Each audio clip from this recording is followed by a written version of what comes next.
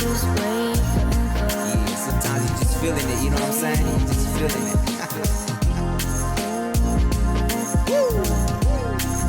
And I want to feel this way forever. Yeah, check it out. Hey, what's good, everybody? Welcome to episode 15 of In a Good Way podcast. My special guest today is Ricardo, who is someone that I met at Sweat, and we had some deep conversations, and I'm really excited. One of the main reasons I brought him on was because he had a ton of knowledge about, he's from El Salvador, right? Were you born there as well, or that's just? Yeah, born in El Salvador. Yeah, so he was born in El Salvador. He's very in touch with his roots, and throughout my whole life, I've always interacted with a lot of people from El Salvador, right? And even that, I saw the similarities. Even hearing your stories about how, when you try to talk to people about the culture, and it sounded like you face the same things being from El Salvador as I face, being Mexican, right? Like, when you try to tell them, it's almost like there's some kind of stigma, like they don't understand where we come from. And it's like, well, especially when you get into the spiritual aspect, it's like, oh, es del diablo. Yeah. Like when you talk, native culture and all that. So, I really do want to turn the floor over to you. I guess if you want to start, just start with like how you got, like what made you want to learn about the culture? Like, was your dad, mom, did someone already teach you when you were young, or what? Like, what gave you interest in that way? I got on the first off, thank you, brother, for the space, and thank you for the time. Appreciate you. And I'm saying, it was a pleasure meeting you at ceremony. Okay. So yeah, man, me getting on the red road was just something that just happened. So my very, very first ceremony, so my god brother, who has a similar story to me, because like a lot, we're known as Hijos de la Guerra, because we were born during the Civil War. So many of us either migrated or were exiled, like was my family situation. And we all ended up in San Francisco. So that's where I was living for some time. And we were staying like in a shelter type place, you know what I mean? And we kind of met some people. So a person that I became very close with, my god brother, he ended up marrying a woman from Yucatan. And if you know anything about the history of Yucatan, they're predominantly Mayan. So the very, very first ceremony that I ever participated in was my godson's baptism, which was a traditional Mayan baptism. Wow. So then this stretches back like now a couple of years. So that was my very first ceremony. That's kind of how I got connected. And then I ended up getting connected in El Centro Cultural de Techanti, which is in MacArthur Park in Los Angeles. Oh, wow. So I actually went to a Nahuatl class there. And I met Cuscatlan, who was the Tamashtiani at the time, teaching Nahuatl Pipil, which is actually a class I just came from. I just had a class. Yeah, we're doing the classes on Mondays and Tuesdays. From 5 to 7 over there, which is from 6 to 8 over there, which is 5 to 7 over here. So I literally just got out of the class. Oh, wow. And so that's what happened. I was in the Techanti Center in MacArthur Park, and we were studying Nahuatl Pipil. So Nahuatl is something that's taught, for example, in Mexico, but Nahuatl Pipil is a specific type of dialect native of what is Cuscatlan. And Cuscatlan, what that means is Tierra de Collares, or the land of necklaces. So learning some of that history, that's how I got pretty much immersed into the culture and immersed into the Red Road. From there, my Tamashtiani, so Quetzalcoatl, he took me to my very first Temazcal, my very first sweat lodge. And this was actually in Santa Paula with the Hummingbird Circle. Oh, wow. And yeah, so from there, I did my very, very first lodge. And like many people have stories about how the lodge was for them their very first time. My very first time, I literally thought I was going to die. You know what I mean? Yeah, but I got to keep it real. Hey, same here. Same here. It's funny, just real quick, not to cut you off, but like my very first sweat happened to be on the hottest day of the year that year. So the same, like, I didn't think I was going to finish it, but by some miracle, like I ended up finishing. But yeah, I thought I was going to die too. So I feel you. Right on, man. And yeah, that's kind of how it happened with me. So, because I didn't even plan to go to a Temazcal. What happened was I was actually greyhounding up to LA to take care of some other stuff. And I got in contact with some people, and they invited me to a Temazcal. And originally when they said the Temazcal started at 6 o'clock, I thought they were talking about 6 p.m. Oh, But in reality, it was going to start like in the morning. And I oh, told them that I touched down in LA in the morning, and they were like, wait, so you can't go to Temazcal? And I was like, no, yeah, I can. So I ended up going to my first Temazcal. And that's where he was kind of like preparing me. So the Temazcani was kind of explaining to our teacher. So Temazcani, that means teacher in Nahuatl. So, and that's universal, whatchamacallit. So yeah, so he was telling me about the Temazcal and he was preparing me. And he told me, no matter what, do not exit the Temazcal.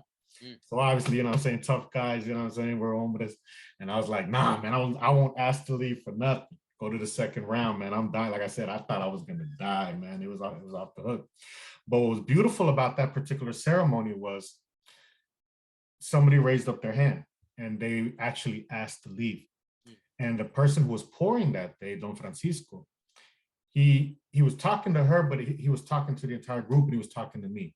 He mentioned how a lot of times human beings, we do stuff out of curiosity because we were invited, but when things get tough, like in a Temazcal, when it gets hot, we leave or we exit or we break those chains. So that's one thing he challenged us, to not break the chain. And so I completed the 4 rounds. So obviously, when you go into a Temazcal, it symbolizes Mother Earth's womb, and you die and you're born again. So I was literally born again when I came out of that Temazcal. So that was pretty much like the beginning of a hardcore journey into the Red Road of the lodges. And through the lodges and through Nahuapipil, I eventually got connected back in Cuscatlan, back in El Salvador. And that's where I've been continuing a lot of my work. So you were mentioning, for example, about the Biblioteca Ancestral of Itzalco.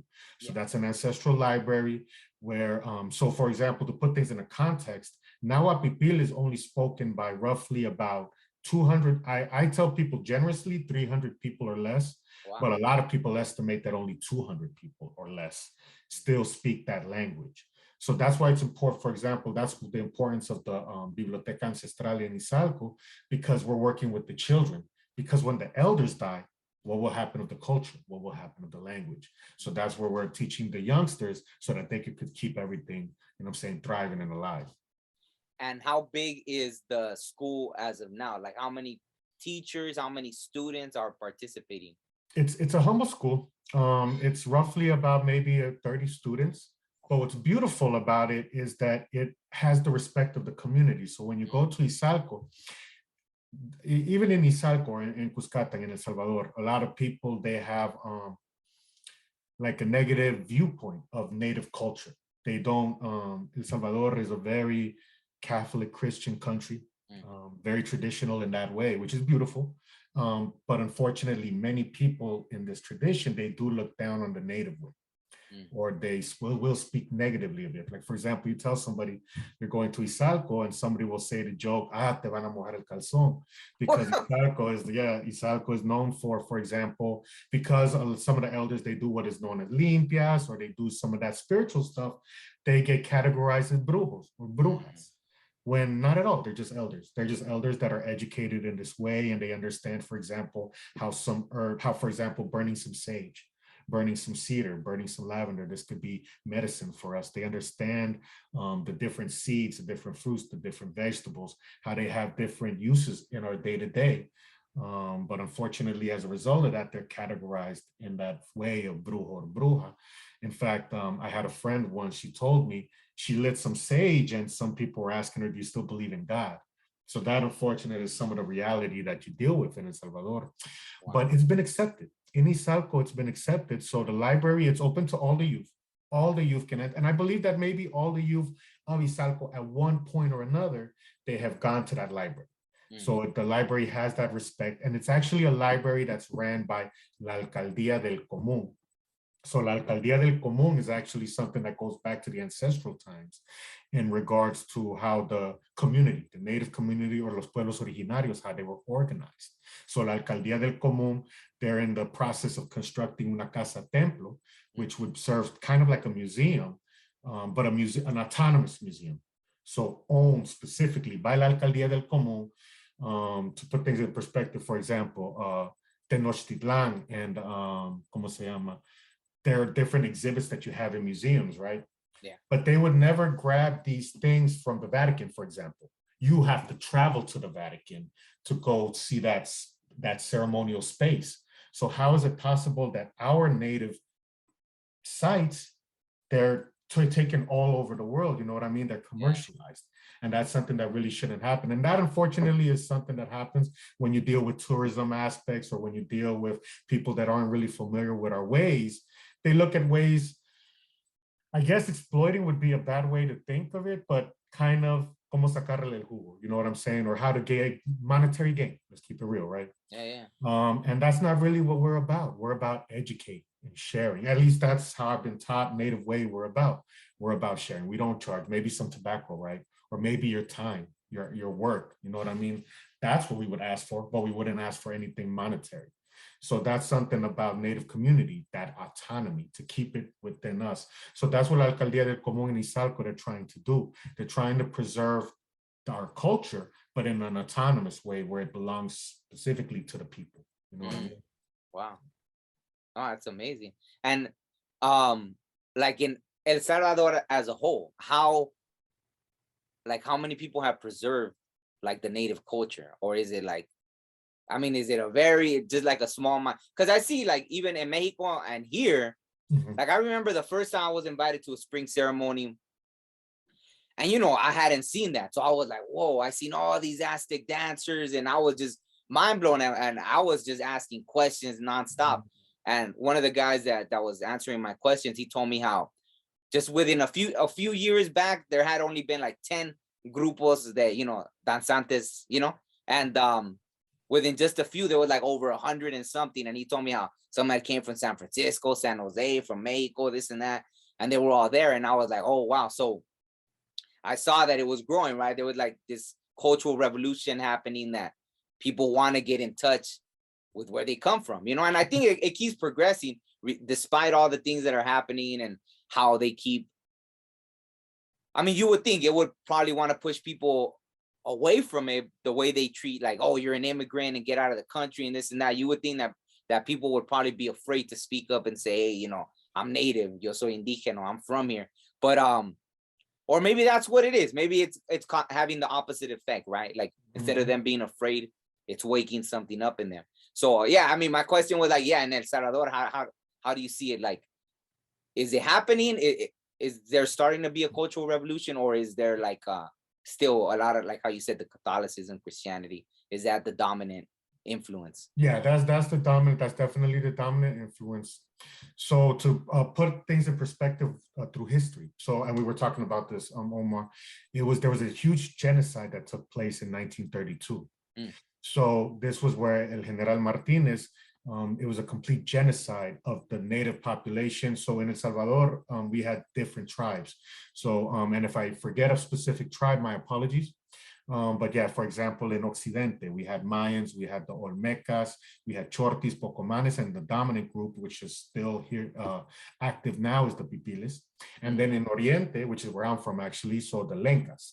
And the Lencas, we stretch into Nicaragua and into Honduras. So in 1932, and we also had an African population as well. There's Afro-Salvadoreño community. They were wiped out completely. Wow. So yeah, in a period of 3, so to put this in perspective, during the Civil War that lasted from 78 to about 92, officially, there was over 100,000 people that died in that war, but we're talking about 14 years. In a period of 3 months, I've heard anywhere from 30 to 60,000 native or African people, or people just basically that were different to what was Ladinos, you know what I'm saying, or mestizos. Anybody that identified different, what they were categorized was subversive, and they were basically murdered. Wow. And it was harsh because specifically males were targeted. So anybody that was male, 10 years or older, was automatically murdered because they wanted to take control of the lands as well. So as a result of this history, and the only survivors, like we were talking about, were the women. So they had to carry that burden, not only of witnessing the men and their children and the population get murdered, massacred, but they had to keep it alive. But unfortunately, there was that fear aspect. So you fast forward now to 2022, where we're at now, a lot of people were educated with that. You know what I'm saying? Like, you weren't proud to be native, because if you proclaimed yourself as native, you would have been murdered because you would have been witnessed as an enemy. So that's the reality, and how it basically influences the times today. You either we were talking about this, how sos un indio, but that sos un indio, that's an insult. Or for example, you look down on it, or you're ridiculed. Or we were just talking about it in the class that I just took, the Nahuatl class, and the teacher who teaches Nahuatl, he's also a teacher in elementary school out there. And he says that in the curriculums, the youth is not taught anything beyond Spain. So Salvadoran history is actually, a lot of it is Spanish history. Oh, wow. So that's another factor that influences. So it all starts from school. So from schooling, the education is very minimal.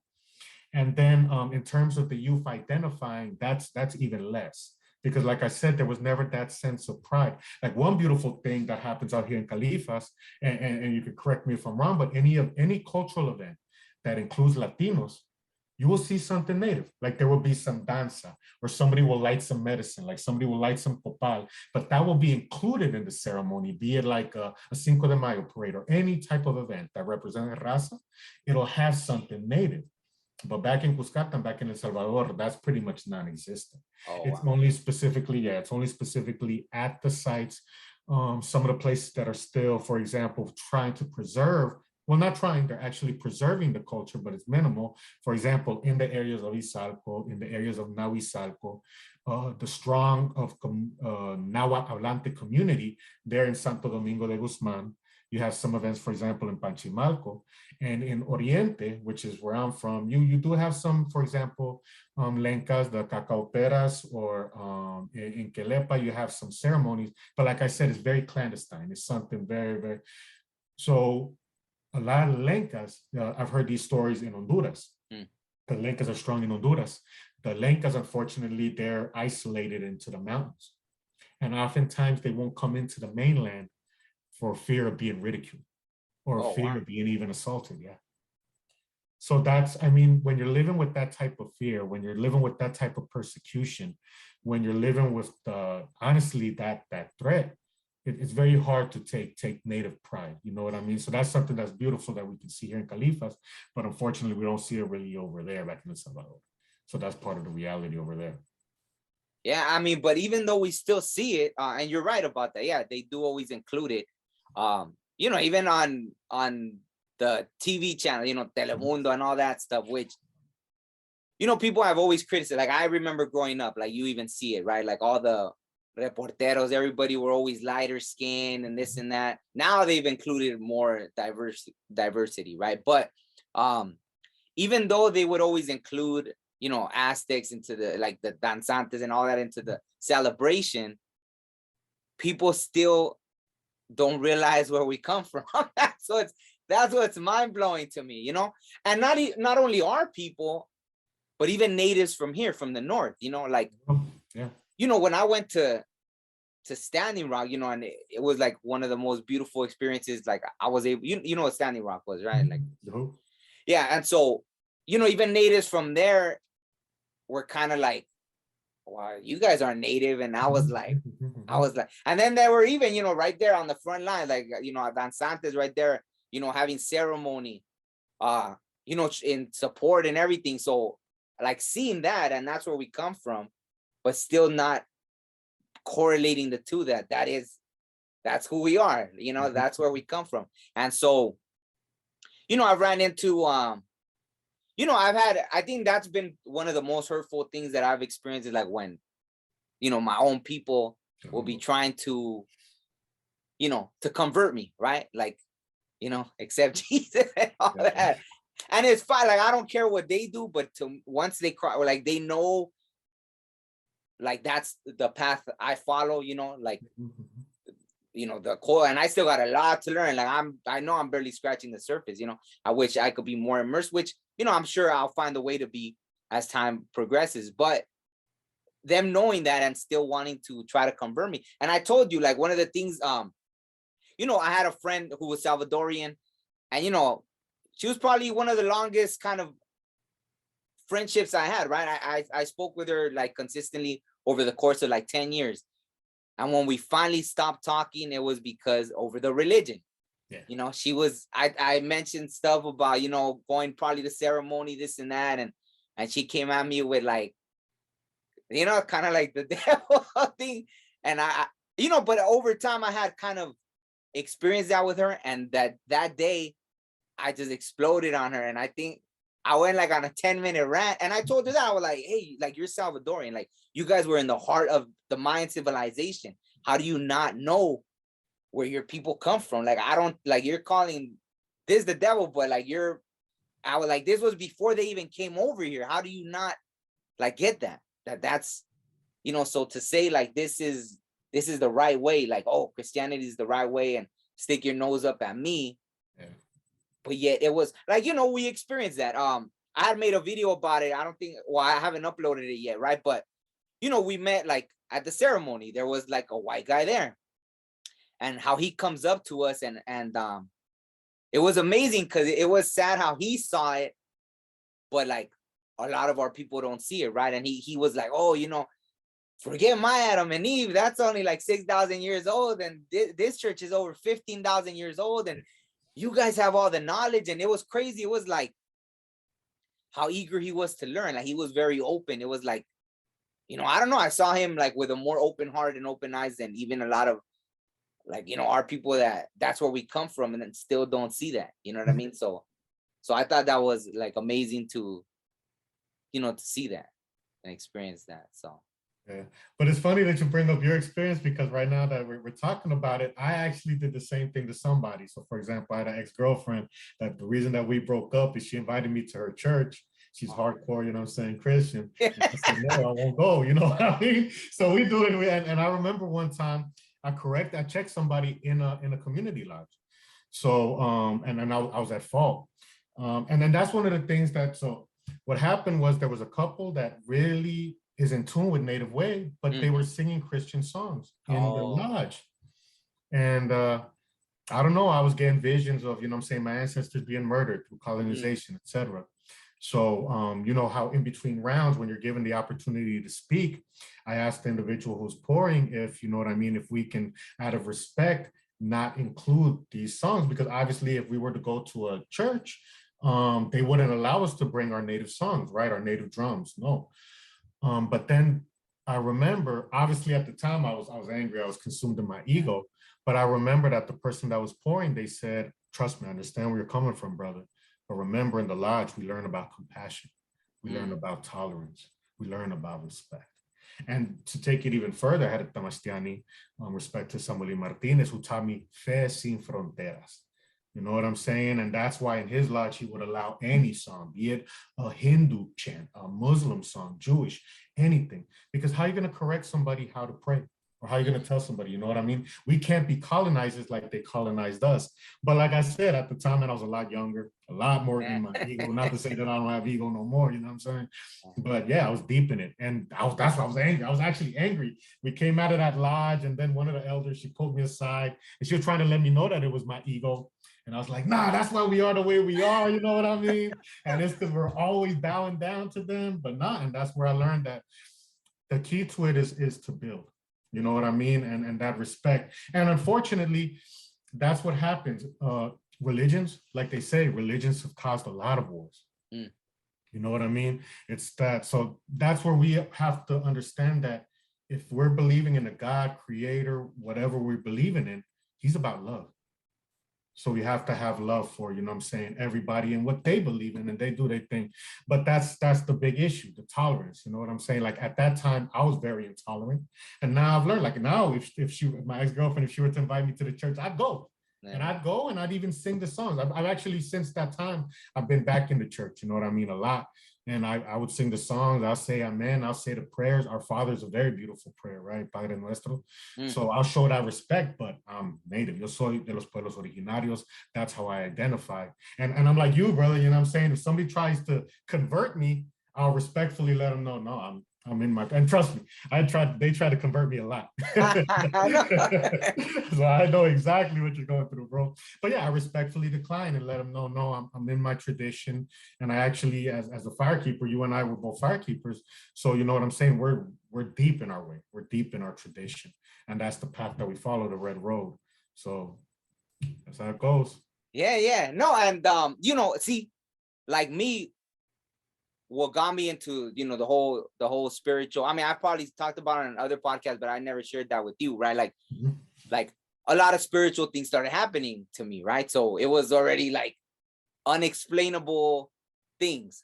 And so since I didn't know anyone, any native people or anyone like that, I went to the church. Like that was the way I was like, okay, surely this is where I'll get in touch with God or whoever's trying to talk to me or all these things that are happening. And but then something happened at the church that I don't know, I wasn't feeling it. But one of the preachers said, well, don't take my word for it. You read the Bible yourself. I was like, okay. And so when I was reading all these stories, I started seeing, oh, wow, this guy, stuff that was happening to me happened to this guy and this guy and this guy. So when I read it, and when you finish reading it, you see that it has no mention of the religions, nothing. It was just stories. It's like, there's this really good book. I would compare it to like the Native Bible. It was like, you know who Vine Deloria Jr. is? No. He's a great Native author. I forgot. I think he was from South Dakota originally, but he wrote a lot of books, ton of books. But one of the books, it was like the way we used to live, or I don't know. I can't remember. I'll send you a picture of it so you could check it out. They don't publish it anymore, but I found it in a library. So I found it, I read it, and it's just all these stories, all like for example, they even have one where I guess different medicine men would get together and they would have a chance to show off like, their gifts. And so, for example, they talked about how like there was one where like, they would plant like, a medicine man, he planted corn and it grew within like 2 hours to full, corn would, it takes weeks or, I'm not sure exactly how long, but I know it takes weeks at least, right? Like, yeah. So he grew it right there in front of everybody. And there happened to be, I guess he was an Englishman or, Spaniard, something. I think up here it was, an Englishman, right? And he even wrote it. Like he saw it. So he attested, yeah, I seen it happen. Surely he was using witchcraft and all that. So that's what they would always say, right? But, there's all these stories of, all the native people that have visions and this from Black Elk. I don't know if you know who Black Elk is, like Black Elk City. Yes. Yeah, so that book, it had little excerpts of all these stories. So it's kind of like, it reminded me of the Bible, like, but the Bible wasn't for us. It was like from the lands overseas and everything. But that's how I read it. And for me, it brought me comfort when it was like, oh, I didn't have no one else to talk to about. Because I noticed even at church, if I would have told them, hey, this happened to me, like this guy in the Bible and this, they would have been like, you're crazy, And so I was like tiptoeing around church for years and years. I never really felt at home. And finally in college, I met a professor that was native. She invited me like around there. Then I met someone that invited me to my first sweat. Then I started going to sweat at her ranch and then I felt at home. You know what I mean? But I really didn't feel at home around the church thing. Like, but the book was for me, it helped me. Like it helped me because that's how I looked at it, as stories. It's just stories and these spiritual experiences that I couldn't talk, even at church, as how it's supposed to be this place of spirituality. There weren't people that believed these stories. Like that's what blew my mind, is like you're reading it and it's supposed to be how they say your Bible. Like, when something's your Bible, that means that's your like instruction manual. But yeah, you don't even believe these spiritual things. And around the native community, boom, they're open to it. Even if they don't know what you went through, they listen, like they believe you. Like, yeah, if you say, hey, I had a vision of this, I had a vision of that, or, I saw a spirit talk to me or something, they're like, oh, okay. Like, what do you think it meant? Like, it's cool. They're open. And, and that's what another, obviously like colonization, because even in the 80s, I think, or in the late 70s or 80s, they were still putting medicine men up here in nut houses, right? When they would practice their ways, they would say, oh, they're crazy. And it wasn't until, I guess the 80s that they stopped doing that.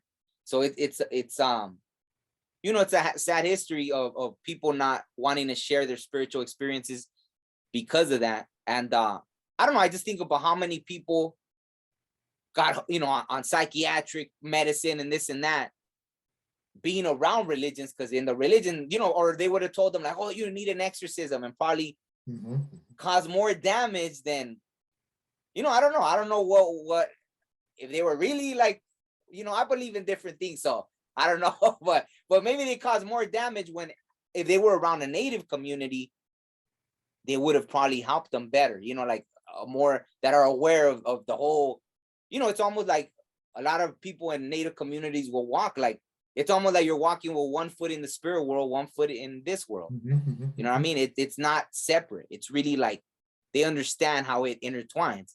You know what I mean? So yeah, when I finally found it, I was like, okay, I'm not crazy, this and that, and I felt great, and so that was kind of my little journey. I don't know why I brought all that up, but yeah, beautiful, man. Thank you. yeah. Oh, about the religion, yeah, that's why.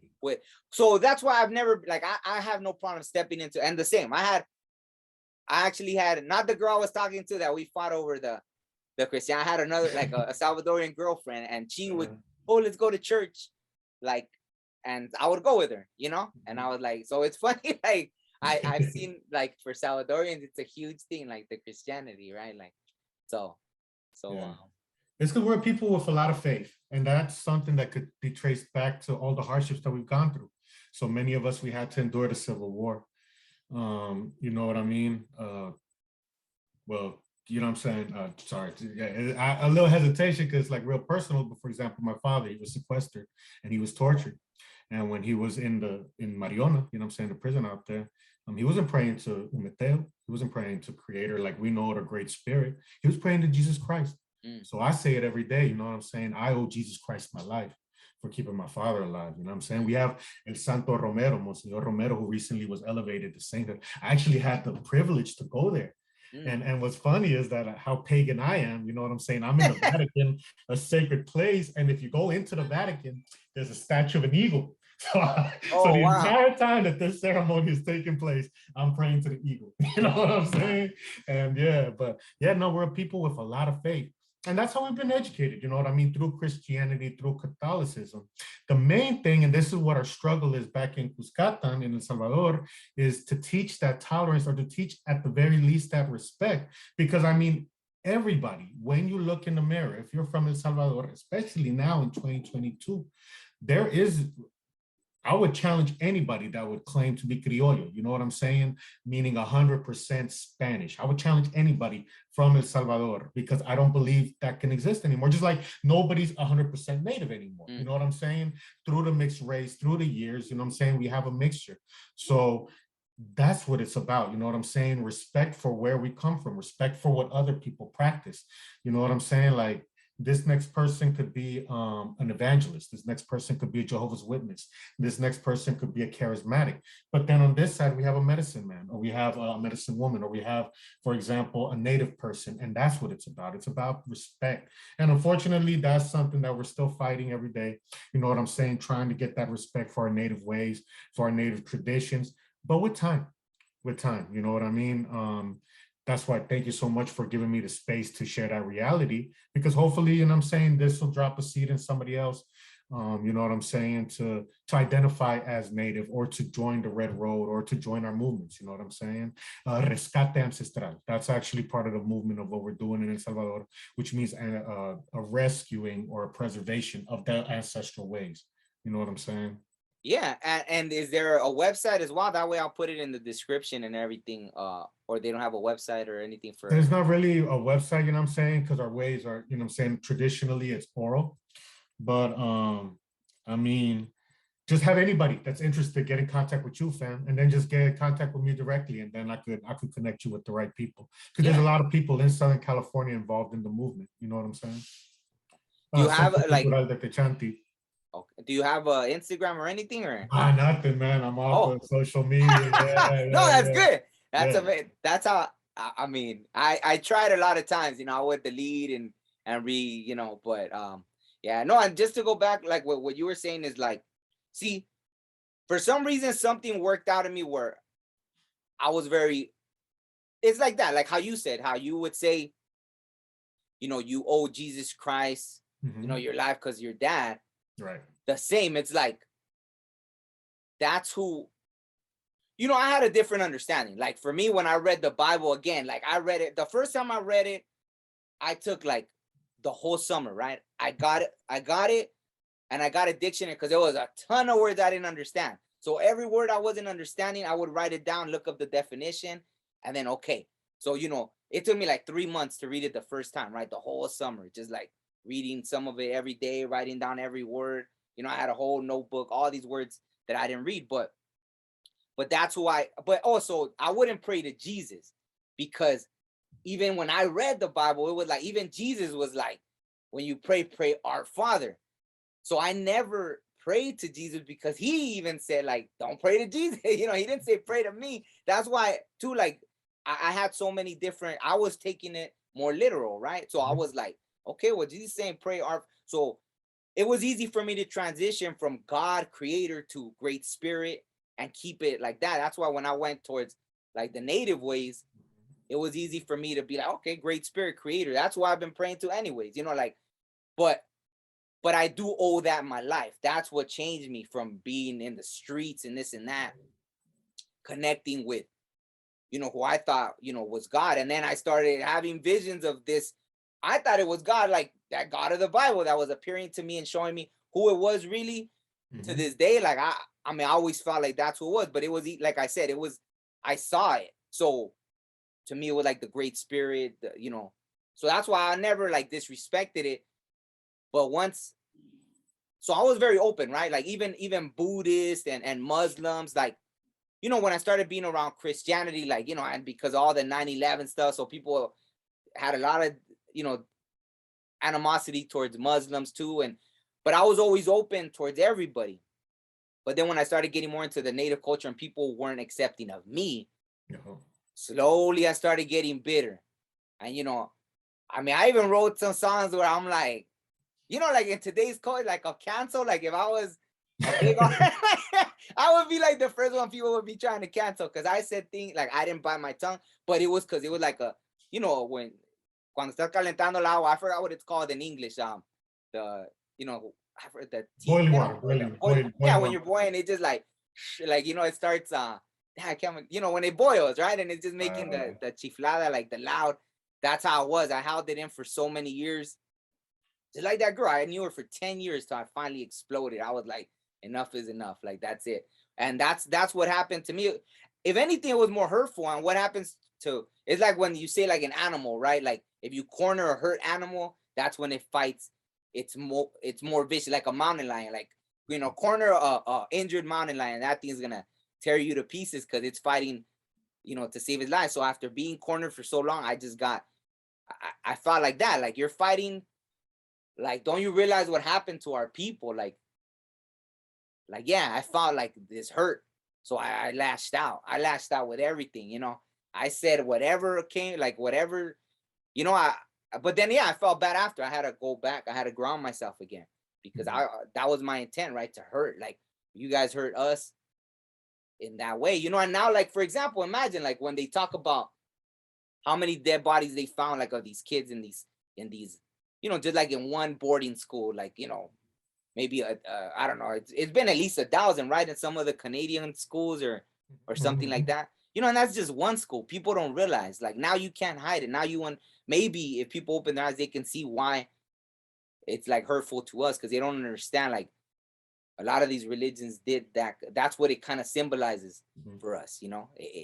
Like, you know, how can, like, who's okay with rape and murder? You know, so it's just that. But yeah, I mean, I don't know if you wanted to add anything else. I guess where you're headed, like how you see, where you see yourself heading, like walking the red road and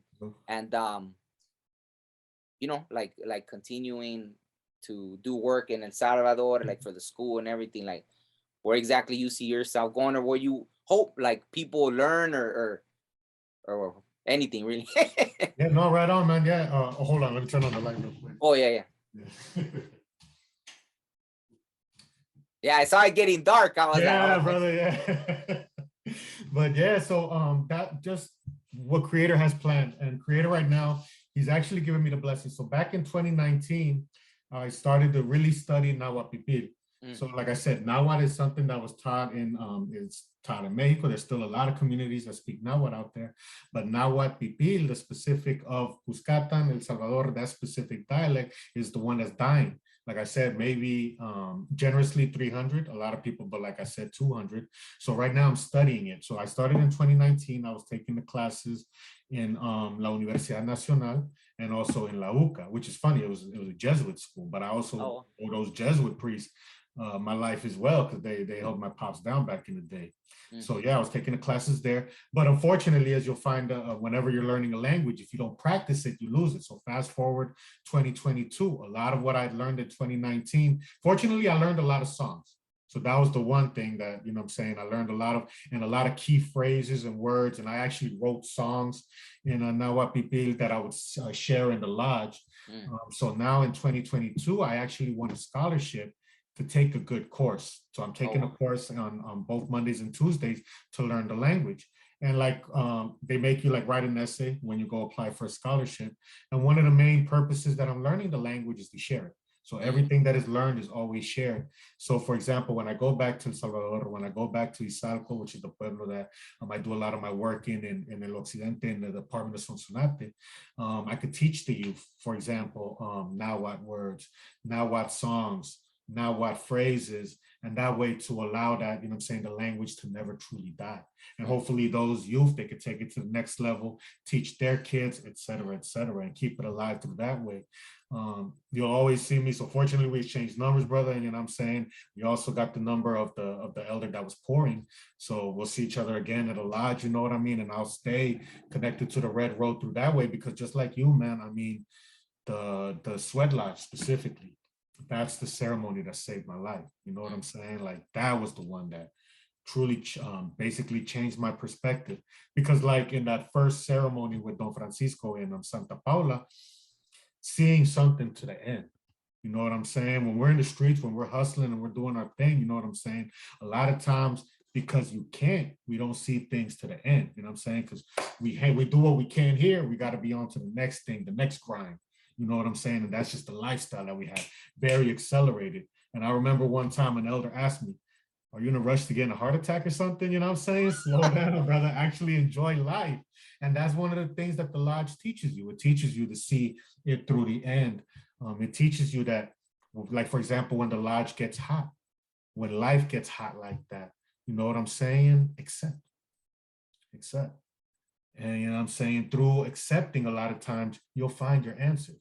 You know what I'm saying? And that's one of the things that I tell a lot of people, because that's what helped. So for example, my grandmother, may she rest in peace, she was a devoted, charismatic Christian, you know what I'm saying? Christian woman. And obviously for many years, she kind of resented that I wasn't following that tradition. But as I become Native, and as I got really deep in Native way, obviously I became a firekeeper and stuff like that. And and as I've been taught, these titles aren't that, they're responsibilities. They're not titles. You know what I'm saying? It's not a ranking or anything. No. It's just a responsibility and the work and the commitment that I have with fire. So through years of being a firekeeper and going to lodges, it changed me as a person. Kind of like one of my elders used to say, I'm more Christian now as a Native than I was when I actually went to church. You know what I'm saying? Because you learn to live a certain type of way. And so when I would come back and talk to my grandmother in her last few years, she saw obviously the change that I've had. You know what I'm saying? So she accepted me a lot more. And that's some of the beautiful stuff. So as we start to become that light that we talk about in ceremony, people tend to accept it. You know what I'm saying? Like many people in my family, not everybody, but a lot of people in my family, they now accept mi locura, you know what I'm saying? Because they see the change and they see that I've genuinely become a better person. And I owe that all to the lodge. And a lot of times, like I tell people, Moses, how did he find the 10 commandments? Speaking to fire. You know what I'm saying, and what are we doing when we go to a lodge? We're speaking to fire. You know what I mean? So it's all connected, and that's why it's beautiful that we say, and this is how I was taught by a Lakota brother about Mitaku Yasin, that we are all connected, and we're all connected these ways, and with everything. And obviously, if we're connected to the different faiths, the different traditions, the different paths of life, right? You know what I'm saying? And you find so many similarities. And like I said, when you break it down, it breaks down to love. You know what I'm saying? And the main teaching that we were taught in this last ceremony, to open up our hearts. So ultimately, if you get anything from this conversation, it's a reminder to open up your heart. You know what I mean? And that's really what it's all about. So that's how the work is going to continue. I'm going to continue going to ceremony, continue learning from my elders, but I'm going to continue to work also learning the language. And obviously any support that I could give out when I go to El Salvador or Cuscatlan, I'm going to do that, be it the library, be it with La Alcaldía del Común. I even ran a lodge back on November 25th, 2019, which is also the same day my grandmother, she passed. Oh, wow. So yeah. When I concluded with that ceremony, I was able to spend her last moments alive with her, that I had that blessing. And because of the lodge, I was obviously, you know what I'm saying, in a good space where I could connect with her that last time. So I'm very grateful, you know what I'm saying? And how did I spend my last moments with her? I was reading her favorite prayers, you know what I'm saying? Like de la Virgen de la Fátima, you know what I'm saying? El Padre Nuestro, and you know what I'm saying? Her favorite prayers. So I was able to say that, and with love, with compassion, you know what I'm saying? Not with that anger that I used to have. No, hombre, los asesinos, colonize. You know what I'm saying? Yeah. Really? Yeah, man. So, brother, trust me, we've all been there. We've all been there with that anger, with that frustration. But fortunately, that's the beautiful thing. We can. So that was one thing I remember. I was reminded that the natives, we kind of were the original Jesus Christ, because we took what colonizer brought to us, you know what I'm saying, and we converted it into love. You know what I'm saying? And that's how we've continued in our ways. So, and that's the similarities, man. You'll always find a lot of similarities on the Red Road and Native Way with Christianity, with Buddhism, with any tradition, Muslim, any tradition that you find, you know what I'm saying? You'll find those similarities, because ultimately we're all connected. Most definitely. Yeah. Yeah, no, thank you. That was very beautiful. And Right no, man, very inspirational. I'm you know, it's a blessing, you know, for everyone that you're reaching, you know, doing the work that you're doing. And I'm glad, it's very inspirational to hear that that's, you know, the path you're walking. You know, I'm sure, you know, we probably won't, hopefully, you know, you do get to see it, but regardless, like you could tell, like, you know, every person you impact, it's going to send that ripple out through time. You know what I mean? So nothing is in vain, you know, so no, I'm really inspired. So thank you. Like really, for real. Like, I don't even have the words to say, you know, how grateful I am that you came on and that we're having this conversation, you know, so thank you for that. And thank you, brother. And in Nahuatl Pipi, we would say payush. Payush? Payush or payush. You probably, like, the most common way is payush. That's the way that you would hear it. But in this class, I've actually learned that the elders, they prefer to say payush, and that means thank you. Payush. Okay. Payush, oh, yeah, no, I gotta learn. I like, you know, see, you even inspire me to wanna, you know, there was a time where I was starting to learn, you know, more and more Nahuatl words, and then I just, you know, I stopped. And so even that, like, I was even learning Lakota, because, you know, they were teaching me when I was in Standing Rock. So then I even had an app on my phone, and I would be practicing and everything. And, you know, I stopped doing all that. And so, you know, yeah, I don't know, I'm inspired to want to pick that up again. So do it, brother, do it. That would be awesome, man. Yeah, most definitely. Yeah, no, so yeah, I mean, yeah, whenever you want to come on, we could you know, see what you got going on and everything. And like you said, I'm sure we'll see each other in the lodge and everything. And yeah, I don't know, unless there's anything else you want to add right now. I'm kind of like yeah, no, I'm inspired. Brother, just thank you for the time, for the space, you know what I'm saying? Thank you for your life, brother, you know what I'm saying? Your prayer, and obviously how you're walking, brother, you know what I'm saying? Nothing but respect for that, you know what I mean? Yeah, brother. Thank you. No, and it's a good reminder of like that, you know, like to respect everybody. I guess if there's anything, like, I guess I always want to drive that point that I know I have that problem. See, like, I'll and it's a good reminder to don't act from the ego, right? To you know, it is what it is. Like we've taken it for, not that we have to take it. I see, or that's a problem in my mind. It'll be like, well, we already took it for 500 years, so you know, Yeah. I don't want to take it no more. But you know, I guess I mean, obviously we can take it if we need to, but you know, I want people to respect. I think it's time. It's time for people to open up their eyes, open up their hearts, especially, and realize that when they tell us these things, it's hurtful, you know, to not respect, or you know, it's like, that's it, respect.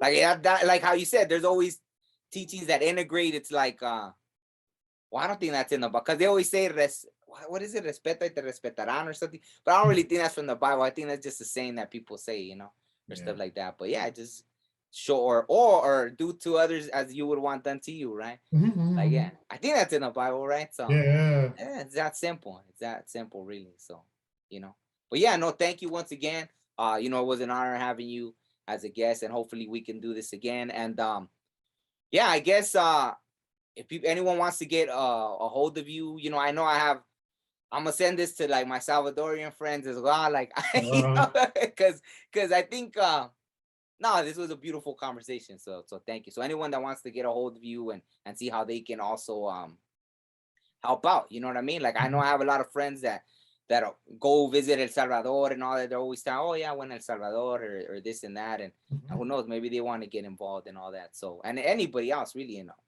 anybody that wants to get involved, I think you know, it's a beautiful thing. So you know, I'll definitely put them in contact with you if they contact me. So yeah. Perfect. Yeah. Okay, so how'd you say Payush or Payush, and then Shipanu Iek Tayua Taek Tenewalis. O sea, pase buenas noches, bendiciones, or have a good evening, blessings, brother. You know what I'm saying? Okay, likewise. Yeah, I'm gonna have to ask you to teach me that one. But for sure. Yeah, but no, definitely likewise. Thank you. Thanks, fam. All right, you have a good night too. All right, right on. Okay, all right. Peace.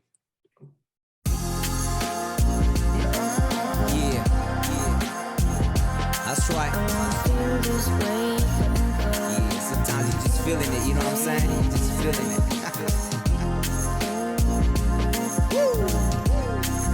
And I want to feel this way forever.